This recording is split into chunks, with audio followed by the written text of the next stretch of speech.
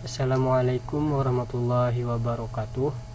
Di sini kami dari kelompok 10. Saya Muhammad Ahyat dan teman saya Tina Sarmila ingin menjelaskan tentang akad saf dan implementasinya dalam lembaga keuangan syariah. Baiklah, langsung saja penjelasannya. Assalamualaikum warahmatullahi wabarakatuh. Kami dari kelompok 10 akan mempresentasikan makalah kami yang berjudul Akad Syaraf dan Implementasinya dalam Lembaga Keuangan Syariah. Baiklah, langsung saja. Yang pertama ada definisi akad syaraf. Syaraf secara etimologi adalah penambahan, penukaran, pemindahan, atau suatu bentuk transaksi jual beli. Wahbah al-Juhaili menyatakan bahwa arti pokok syaraf adalah al-jiyadah, artinya penambahan atau pertumbuhan. Selain itu, syaraf dalam matan hadis diartikan dengan ibadah yang dianjurkan, sebagaimana terdapat dalam hadis yang artinya orang-orang yang menghubungkan dirinya terhadap selain ayahnya, maka Allah tidak akan menerima perbuatan nafilah dan fardunya. Dalam hadis lain, syaraf diartikan dengan taubat, sebagaimana hadis Al-Tabrani dari Umar bin Auf. Rasulullah SAW bersabda, orang-orang yang menyerahkan perkaranya selain kepada mewalinya, maka kepadanya ada laknat Allah dan Allah marah terhadapnya pada hari kiamat. Allah tidak akan menerima taubat dan tebusannya, dan orang-orang yang mengada-ngada sesuatu yang baru atau membuat sesuatu yang baru, maka terhadapnya ada laknat Allah dan Allah marah terhadapnya pada hari kiamat. Allah tidak menerima taubat dirinya dan juga tidak menerima fidyahnya. Para fuqaha mendefinisikan syaraf adalah sebagai memperjualbelikan uang dengan uang yang sejenis maupun yang tidak sejenis, sebagaimana perjanjian jual beli. Untuk bentuk ini pernah dilakukan Rasulullah SAW dalam hal menjual beli harta ribawi yang sejenis dan berimbang, atau menjual belikan harta ribawi yang berlainan jenis walaupun salah satu kualitasnya lebih bagus dan kuantitasnya lebih banyak dilakukan dengan cara kontan. Nah, sedangkan dalam pengertian terminologinya, ulama memberikan definisi yang berbeda-beda. Di antaranya yang pertama yaitu menurut ulama Hanafiyah, syaraf adalah perjanjian jual beli suatu valuta atau mata uang dengan valuta yang lainnya, baik yang sejenis maupun yang tidak sejenis, seperti jual beli emas dengan emas, perak dengan perak, atau emas dengan perak, dan perak dengan emas, baik berupa emas perak, perhiasan maupun sebagai alat tukar. Kemudian menurut ulama Al-Hanabilah dan Al-Syafi'iyah, syaraf adalah perjanjian jual beli suatu valuta atau mata uang dengan valuta yang lainnya, baik yang sejenis maupun yang tidak sejenis. Nah, selanjutnya menurut ulama Al-Malikiyah membedakan perjanjian jual beli valuta yang sejenis dengan yang tidak sejenis. Perjanjian jual beli valuta yang sejenis disebut dengan al-murattilah, dan perjanjian jual beli valuta yang tidak sejenis disebut dengan syaraf.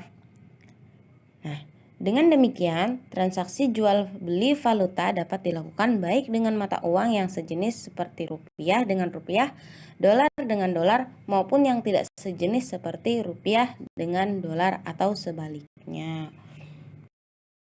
Kemudian yang kedua ada dasar hukum akad syaraf. Dasar hukum akad syaraf terbagi menjadi 3 yang di sini saya cantumkan. Yang pertama berdasarkan Al-Quran, yang kedua berdasarkan hadis, dan yang ketiga berdasarkan ijma atau kesepakatan para ulama. Yang pertama berdasarkan Al-Quran. Di situ terdapat pada surah Al-Baqarah ayat 275, sebagaimana yang sudah saya cantumkan pada makalah, yang artinya orang-orang yang memakan riba tidak dapat berdiri, melainkan seperti berdirinya orang yang kemasukan setan karena gila. Yang demikian itu karena mereka berkata bahwa jual beli sama dengan riba, padahal Allah telah menghalalkan jual beli dan mengharamkan riba. Barang siapa mendapat peringatan dari Tuhannya, lalu dia berhenti, maka apa yang telah diperolehnya dahulu menjadi miliknya dan urusannya kepada Allah. Barang siapa mengulangi, maka mereka itu penghuni neraka, mereka kekal di dalamnya. Nah, yang menjadi dalil kebolehan akad syarab dalam ayat tersebut adalah bahwa Allah Subhanahu wa taala menghalalkan jual beli dan mengharamkan riba. Ayat tersebut merupakan jawaban terhadap anggapan orang-orang jahiliyah yang menyatakan bahwa jual beli sama dengan riba. Begitu juga dengan Profesor Dr. Mazbuk Zuhdi menegaskan dalam bukunya dalam buku Masail Fikiyah bahwa forex atau perdagangan falas diperbolehkan dalam hukum Islam. Nah, dengan sebagaimana yang disebutkan dalam Quran Surah Al-Baqarah ayat 275 tadi. Kemudian, demikian pula dasar hukum yang membolehkan jual beli syarab dalam hadis, yaitu sebagaimana hadis riwayat Muslim yang diriwayatkan oleh Abi Sa'id Al-Khudri dari Abu Hurairah dan hadis Abu Ubaidah bin Al-Samit. Ia berkata, telah bersabda Rasulullah SAW, emas hendaklah dibayar dengan emas, perak dengan perak, bur dengan bur, syair dengan syair, kurma dengan kurma, dan garam dengan garam, sama-sama dan sejenis, haruslah dilakukan secara kontan atau yad biyad. Maka apabila berbeda jenisnya, jualah sekehendak kalian dengan syarat kontan. Kemudian dalam hadis lain, yaitu hadis yang diriwayatkan dari Ibnu Syihab dan dari Malik bin Aus bin Al-Hadasani, yang artinya bahwa ia menyatakan, saya mengajukan pernyataan bagaimana dengan orang yang melakukan syarab terhadap dirham. Talhah bin Ubaidillah menjawab, sesuai pendapat Umar bin Al-Khattab, perlihatkanlah dan bawalah kepada kami emasmu. Ketika pembantu kami datang, kami berikan mata uang kepadamu. Umar bin Al-Khattab menyatakan, ingatlah, demi Allah, sungguh engkau menyerahkan mata uang kepadanya, atau engkau mengembalikan emasnya, karena Rasulullah SAW bersabda, mata uang dengan emas adalah riba kecuali dilakukan dengan seimbang dan diserah terimakan secara kontan. Beras dengan beras, riba kecuali dengan seimbang dan diserah terimakan secara kontan. Gandum dengan gandum, kecuali seimbang dan diserah terimakan dengan kontan. Dan kurma dengan kurma, kecuali seimbang dan diserah terimakan secara kontan. Nah, hadis-hadis tersebut menekankan tukar menukar barang dengan barang atau mata uang dengan mata uang disyaratkan kualitas dan kuantitasnya sama, serta dilakukan secara tunai. Misalnya, emas yang kualitasnya 9 karat dengan kuantitas beras berat 50 gram tidak boleh dilakukan dengan emas yang kualitasnya 24 karat dengan kuantitas 50 gram. Demikian pula dengan mata uang, dan apabila jenisnya berbeda dari segi kuantitas dan kualitas, boleh dilakukan dengan syarat dilakukan secara tunai. Sebab apabila dilakukan tidak secara tunai, kedua jenis mata uang tersebut sangat mungkin nilai tukarnya akan berubah sewaktu-waktu sehingga akan merugikan pihak lain. Kemudian dasar yang terakhir ada menurut ijma atau kesepakatan para ulama bahwa akad syarab dia syariatkan dengan syarat-syarat tertentu. Yang pertama, ada pertukaran tersebut harus dilakukan secara tunai atau spot. Artinya masing-masing pihak harus menerima atau menyerahkan masing-masing mata uang pada saat yang bersamaan. Yang kedua, motif pertukaran adalah dalam rangka mendukung transaksi komersial, yaitu transaksi perdagangan barang dan jasa antar bangsa.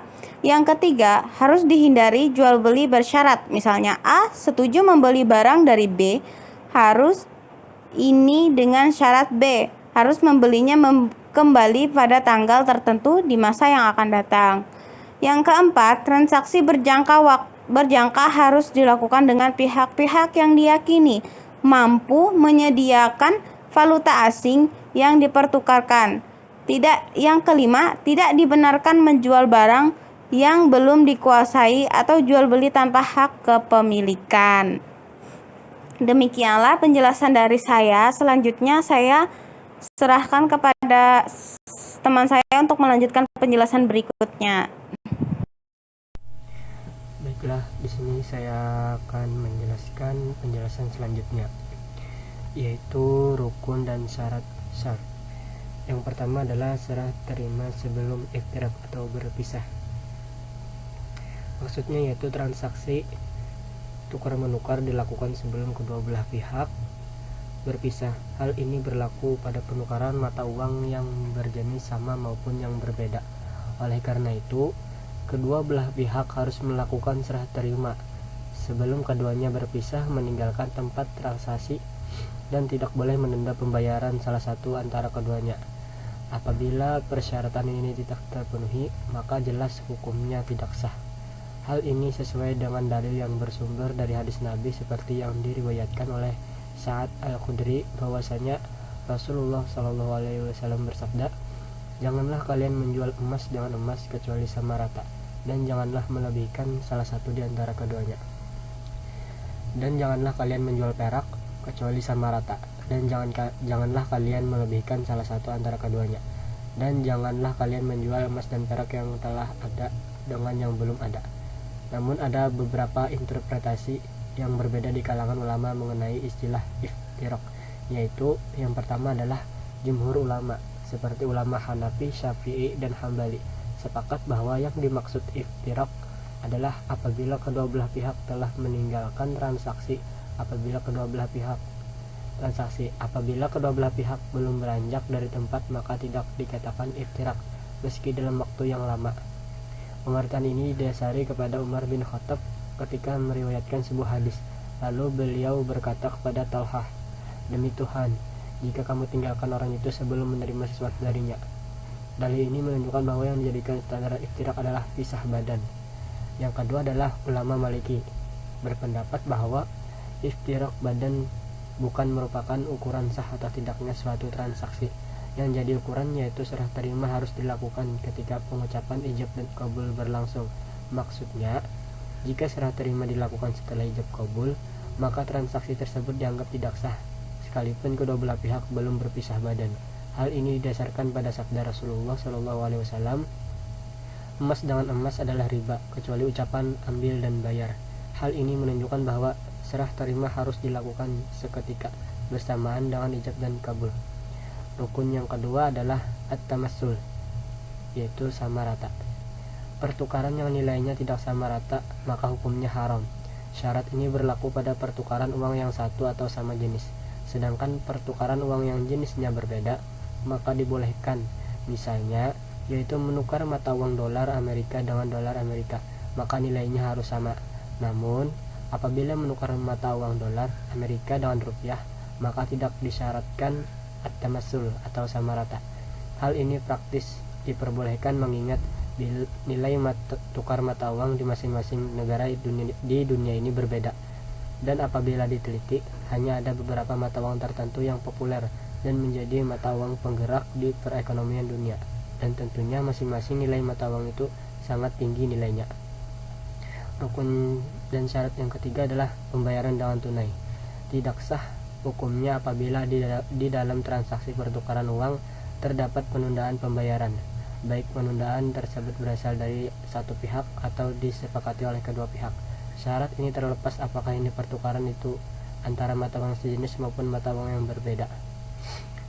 Yang keempat, tidak mengandung akad khiyar syarat. Apabila terdapat khiyar syarat pada akad sab, baik syarat tersebut dari sebelah pihak maupun kedua belah pihak, maka menurut jumhur ulama hukumnya tidak sah. Sebab salah satu syarat sah transaksi adalah serah terima, sementara khiyar syarat menjadi kendala untuk kepemilikan sempurna. Hal ini tentunya dapat mengurangi makna kesempurnaan serah terima. Menurut ulama Hambali, syarat dianggap tetap sah, sedangkan khiyar syaratnya menjadi sia-sia.